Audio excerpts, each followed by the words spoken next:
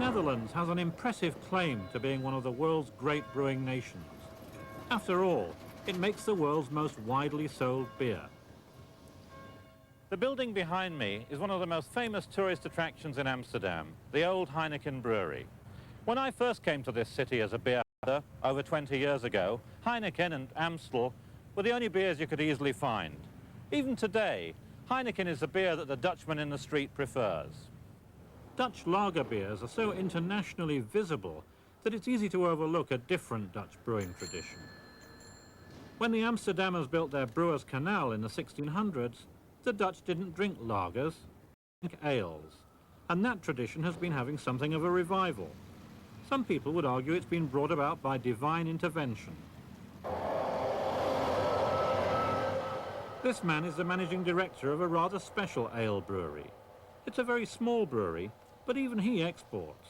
He sells his beer in Rome, Paris and London, but he can make it in only one place.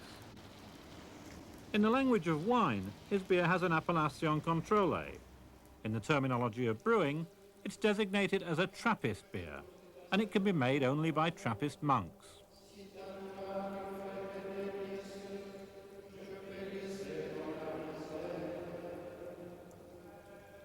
Father Gottfried is a Trappist monk. He lives in the Koningshoeven Monastery near Tilburg, in the south of the Netherlands, and he's the director of the monastery's Schaapskooi brewery. The Trappist monks have always grown their own food and made their own drink. In their own way, they're working to the rule of Saint Benedict, the man who founded modern monasticism in the 6th century. The Latin inscription above me is from the rule of Saint Benedict. It says, to be a monk, you have to be able to live from the work of your hands. And the handiwork they do in this building is the brewing of beer of great character and great quality. And on the wall of the brew house, they have another inscription. It says, in heaven, there's no beer, so we drink it here. This is the beer that they make here. It's not really a beer to refresh the body. It's more of a beer to sustain the soul. It's dark, strong, rich, chocolatey, raisiny, a Madeira of the beer world. This monastery was built on a foundation of beer. The monks established the brewery first, then sold the beer to build the monastery. This is their home and their place of work, and most of them will never leave its four walls. There are monastic breweries in other countries, but only the half-dozen Trappist abbeys of the Netherlands and Belgium have their own type of beer. Trappist ales are soft, fruity and potent, brews hefty enough to be a foodstuff during Lent. An everyday beer might have 4 or 5% alcohol by volume, but Schaapskooi's specialties are a beer called Double at 6.5% and a Triple at 8%. In the language of abbey brewing, Double and Triple have become classic styles. The convention is that a Double will be dark brown and sweetish, often made with 3 or 4 different malts. A Triple, made with fewer malts and more hop character, will be paler and drier. Sometimes the Trappist breweries add candy sugar to give their beers a distinctive texture and a depth of rum-like sweetness. Always they put yeast into the bottle, so the beer can continue to mature like champagne. Maar verder is hij goed, hij ziet er goed uit. Dus... Ja. Father Gottfried, your job means that you're one of the very few monks in this abbey who can go into the outside world. In fact, very often you do. Yes. Is it ever difficult to come back to the enclosed world of the monastery? No, I'm very glad when I see the towers and I be back in the monastery. I like this life, this way of life. Saint Benedict had something to say about drink in monasteries. Yeah. Saint Benedictus writes in his rule that you have to drink the drink who is usable in the area, and that was in this area was that beer. So in his St. Benedict's monastery was in Italy, so his monks would drink wine. Yes. But if you have a monastery in Northern Europe, then you would drink beer. Yes, that's right. That's the reason that we brewed beer now here. Monasteries were once the havens of all scientific knowledge, and that definitely included the study of brewing. In today's brewing monasteries, that tradition is maintained. From his days as a novice, a monk is expected to divide his time equally between prayer, study, and work. The chosen few will be brewers. To your good health, have a Sante and Prost. Sounds like you've got the best job here. I mean, you could be working in the library or the laundry or the printing shop or the guest house, but you get to work in the brewery. Is that the best job in the place? I don't know. Every job in an abbey has his own special fine things, Its his own charm. Huh? charming things, and his hard things. Everything we can do is important for the abbey in his complete condition. And you like working in the brewery? I like it very much. And maybe it sounds a silly question, but do you like the beer that you're making? Well, I like it very much, but after one triple, which we drink now, I get a red head. So that's the Well- alcoholic is very fast working in my body. Well, it is a strong beer, of course. It's a strong beer, yes. We're drinking the strongest beer that is made in the monastery, and of course you don't drink this strong beer all the time, every day, No, that's right. but you do drink it sometimes. Sometimes also when we have recreation with the other monks So then a religious holiday would be a good time for a good beer. a good beer, right? Definitely. I have to agree with that. It is good to drink beer, but not so much. And we make beer not to drink it too much, but to enjoy yourself. The term Trappist beer was first used by the monastery of Chimay, across the border in Belgium. Originally, the beer was reserved for the monks' guests, but in the 1860s, Chimay became the first Trappist monastery to release its beer to a grateful public. Le Seigneur soit avec vous. Que Dieu Tout-Puissant vous bénisse, le Père, le Fils et le Saint-Esprit. Chimay is still the godfather of Trappist breweries. The monk who oversees its brewery, Father Theodore, has done more than anyone to perfect this style of beer. Eh bien, nous faisons 3 brassins par jour. Father Theodore's work on Trappist beer, and especially on its yeast cultures, has made him a respected brewing scientist. In his younger days, he learned much from one of the world's greatest brewing scientists, Jan de Clercq, also a Belgian. On his death, de Clercq was buried at Chimay. This monastery brewery is a shrine to the science and the art of making fine beer. Sur la bière finie. Notre levure est caractérisée parce que c'est une culture pure, ce qui signifie qu'en 1948 ou 49, je crois, j'ai isolé un certain nombre de cellules. Vous avez isolé. Que j'ai isolé Vous-même, moi-même, un travail de patience, de bénédictin. J'ai isolé un certain nombre de cellules, n'est-ce pas? Et parmi celles-là, je les ai développées et choisi celles qui convenaient le mieux pour notre type de bière. Alors, pour convenir à notre type de bière, il y avait plusieurs choses à considérer. Primo, que le goût soit bon. Elle ait un bon goût. Deuxièmement, nous faisons des bières à forte densité. Or, il y a beaucoup de levures qui, à forte teneur en alcool, meurent et ne fermentent plus. Donc, il fallait une levure qui résiste à l'alcool. Ensuite, très important pour nous, nous fermentons en bouteille. Il faut donc que cette levure, quand elle est mise dans la bouteille, vienne floculer au fond de la bouteille et ne reste pas flotter partout. Oui, oui. Et vous avez travaillé ici dans la brasserie longtemps, hein? J'ai commencé en 1947 ou 46, 47, n'est-ce pas? Et maintenant, j'y suis toujours, mais beaucoup moins, enfin, parce que je suis âgé. Trappist monks are allowed to talk about brewing beer, or whatever work they do, but otherwise they must remain silent.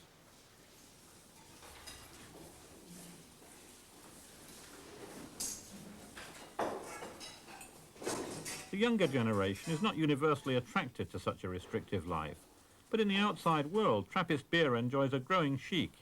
Its success guarantees the fabric, if not the following, of Trappist monasticism.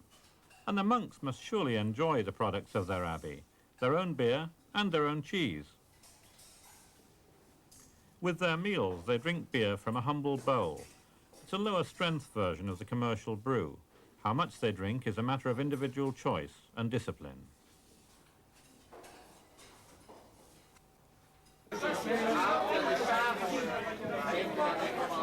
Their customers are not so taciturn or so restrained. I wonder what Hieronymus Bosch would have made of this scene. A holy monk is not likely to experience the last ordeal, but I have several times. It's one of my favourite beer bars, not least for its build selection of 15 or 20 Trappist beers, and Chimay is comprehensively featured. The Chimay beers have the characteristic fruitiness of the Trappist style of beer, and in their case, it's a typically blackcurranty fruitiness. You'll find it in the red label at 7% alcohol, and in a more intense form in the vintage-dated blue label, which has a mighty 9% alcohol. Between the two of them, there's the white label at 8% alcohol, which is a much drier, hoppier style of Chimay beer. Trappist beers, drunk in a bar called The Last Ordeal. Well, Amsterdam always was a city of saints and sinners.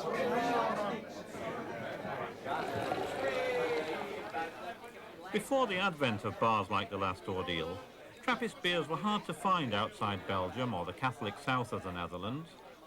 Today, the gospel is spreading, and many secular brewers are making beers in the Abbey style.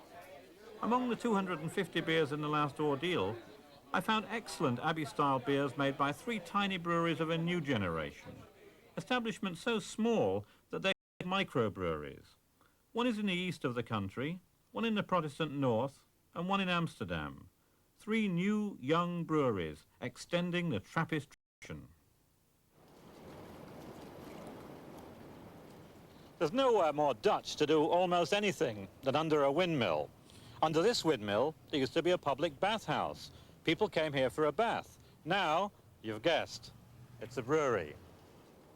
This new brewery and bar takes its name from the A, the stretch of water on which Amsterdam stands.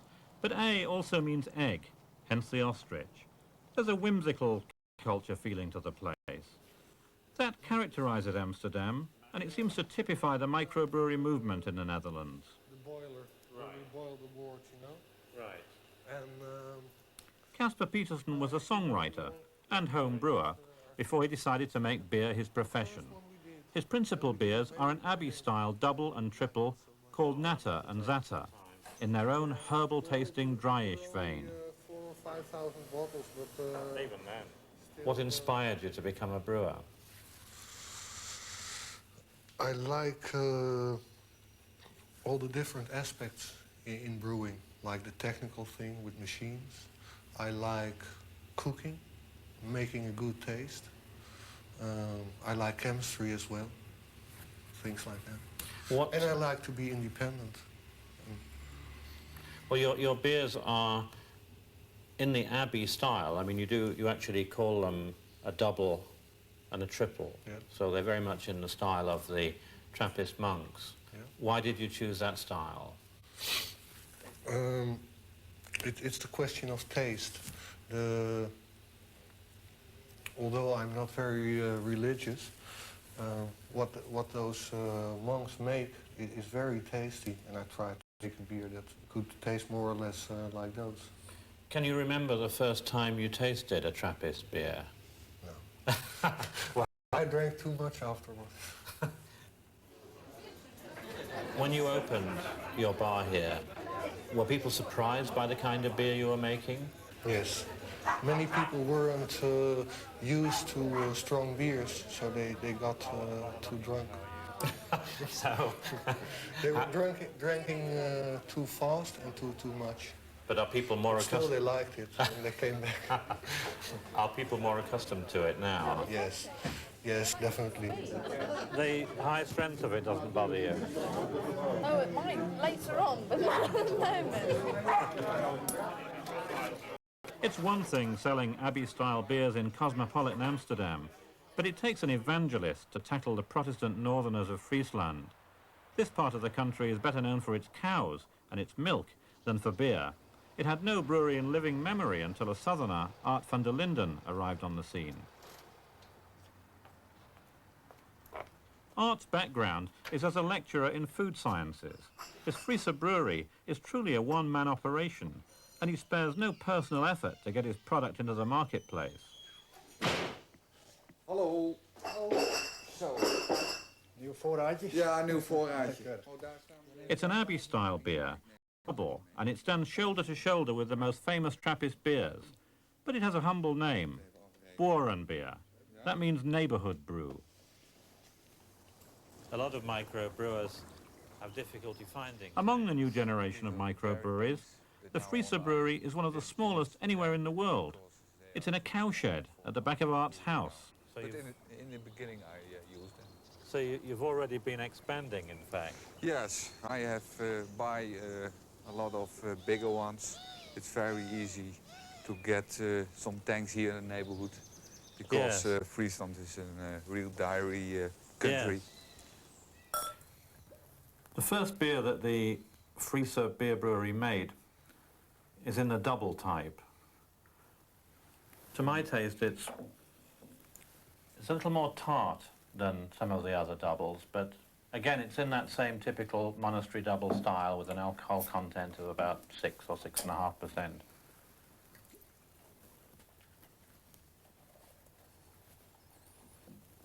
It almost has a slightly almondy taste to me. I think it would be a very, very nice aperitif beer. Art, can you persuade the Frisian people to drink this type of beer? Because the Frisians are really a rather conservative people, aren't they? They're not really the people who go out having a lively time like the Southerners. In the south we know how to make carnival, but in the north they know it very well to do it also. They do it more quietly behind, behind the doors of the cafes. Yes, yes. In the classic Trappist manner, Art uses 3 malts and 2 hop varieties in his Boeren double. It is a lovely balance in the aroma. With the maltiness of this type of beer, inherent in this type of beer, also the fragrance of the Hallertau hops, and that characteristic little bit of sourness, which I think it really characterises the whole range of the Friese Brewery's beers. They all have a little sourness. And, well, maybe sourness can sound unpleasant, but it can be an important component in some beers, especially just to give them that little refreshing edge and to balance out that sweetness. Well, it's very nice to have the chance to drink your beers again. Prost. I should have said Prost before I drank it, I think. Maybe I was in a bit of a hurry.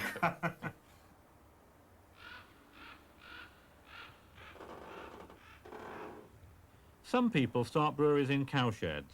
Others choose ruins. This was a brewery in the 1700s. It's been closed for 70-odd years, but not all is lost. Across the yard, it's brewing again. This revivalist brewery is called De Raaf, the Raven. It's in the land of a bridge too far, not far from Arnhem. This is the brewery tap at the Raaf Brewery, and the people who come to this lovely country inn for a Sunday brunch have the choice of 5 different beers. They can have an ale, they can have a different seasonal beer for each season, they can have a white wheat beer, or they can have a double or a triple. And the double and the triple are, of course, very much in the style of monasteries like Chimay and Sharpskoy. They're a little different. The double has that chocolatey character, but perhaps almost a hint of cherries too. The triple is a really fragrant, wonderfully appetizing beer.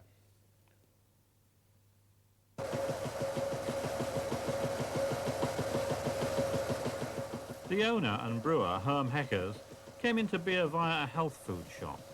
He too was a home brewer, and he tried 12 recipes before settling on his first commercial beer. He sees his Abbey-style double and triple as a rite of passage. Zo, is het al te laat? Dat de hop erbij moet? Moest een beetje vroeger beginnen.